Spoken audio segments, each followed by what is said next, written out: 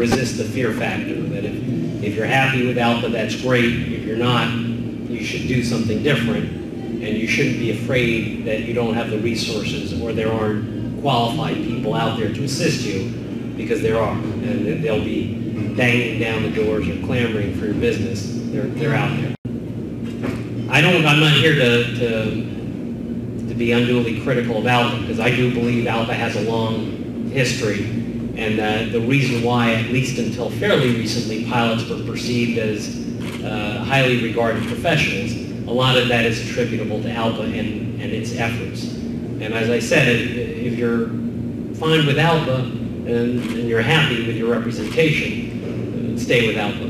What I take issue with is the beaten wife syndrome that I often hear used by incumbent unions to say, you may not like us, and we may not be democratic, and we may have conflicts of interest, but you cannot do it on your own. So you have to, for better or for worse, you have to stick with us.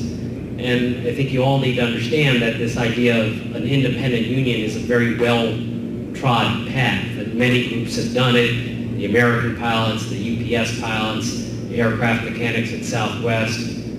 It's a well-trod path, and you all have what it takes. And in terms of monetary resources, obviously ALPA is not giving you, this Delta group, more services than Delta pilots pay in, that you are in effect subsidizing most of the international system. I think that's just a plain economic fact. And in terms of cerebral resources, you are the experts in your profession. Whenever I do an arbitration for aircraft mechanics and pilots, my initial experts come from within the aircraft mechanic or pilot group. As for accountants, financial consultants, lawyers, again, you will have more money per person than Alpha National itself, and you will be able to buy whatever services you want, and they will be breaking down your door. Are Delta pilots better off through strength in numbers, or are you in a situation where there may be a conflict of interest in terms of scope as Alpha becomes more and more a majority regional pilot organization? Is that something that's affecting your representation, so that the concept of strength in numbers is less important than the right to have an organization whose sole focus is the betterment of Delta pilots? And if that's your conclusion, then DPA is the answer, obviously.